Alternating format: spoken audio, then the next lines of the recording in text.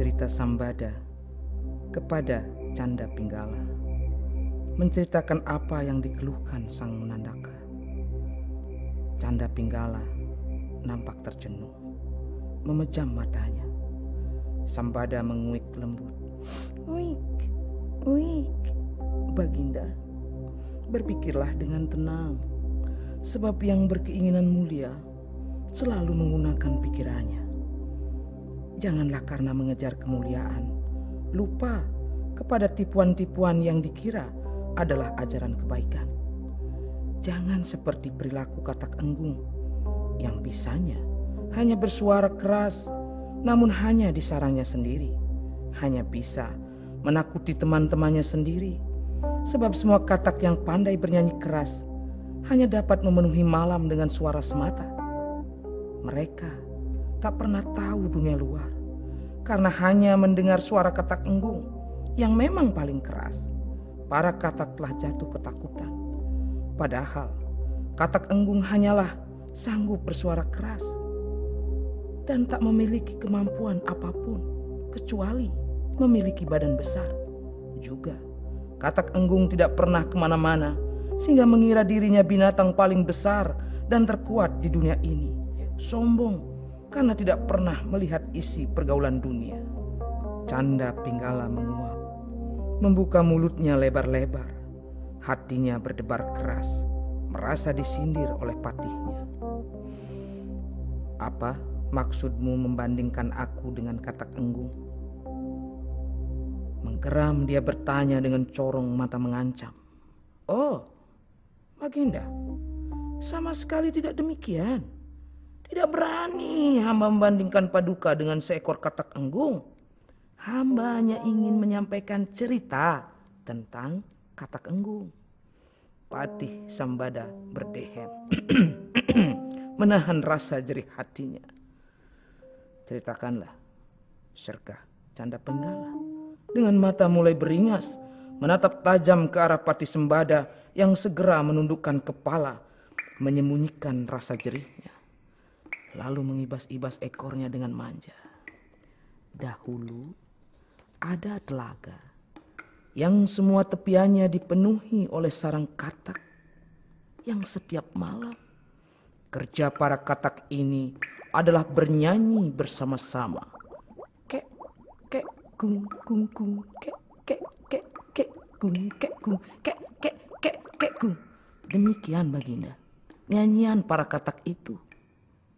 Sahut menyahut, tumpuk menumpuk, demikian riuhnya irama mereka.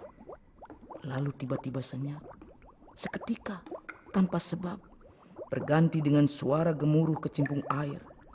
Itu tanda ada katak yang kena hukuman, disebabkan salah mengeluarkan suara Baginda.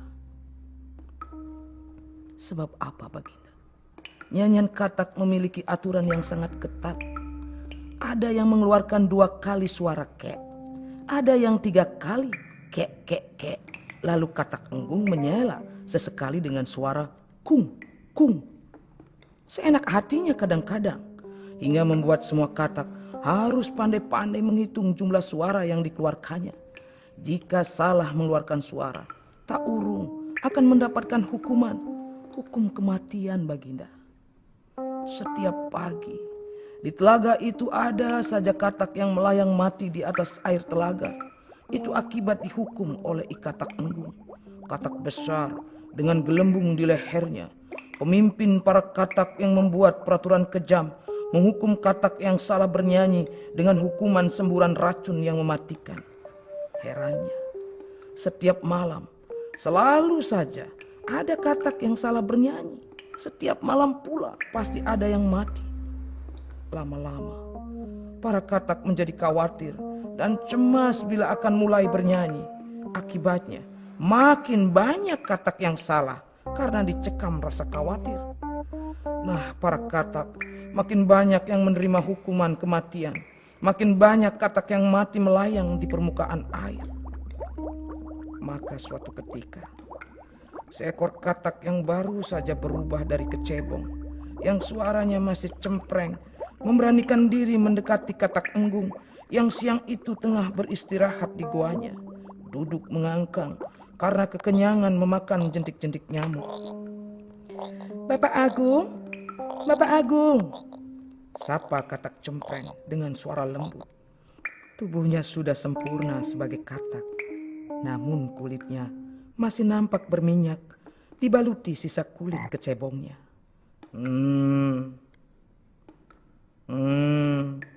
Katak Enggung berdehem. Tatapannya sungguh sombong dan meremehkan. Ada apa, kau Katak Cempreng? Apakah kamu sudah tahu aturan bernyanyi? Beberapa hari lagi giliranmu loh akan ikut bernyanyi bersama. Ucapnya mirip teguran yang membuat merinding kulit Katak Cempreng. Iya Bapak Agung, hamba telah rajin belajar. Setiap malam mendengarkan bagaimana caranya bernyanyi. Bagus. Jangan sampai kamu mati muda. Katak Enggung menimpali dengan mengembung-embungkan lehernya, menjulurkan lidahnya, mendongakkan perutnya yang besar. Iya Bapak Agung. Apa tujuanmu menemuiku?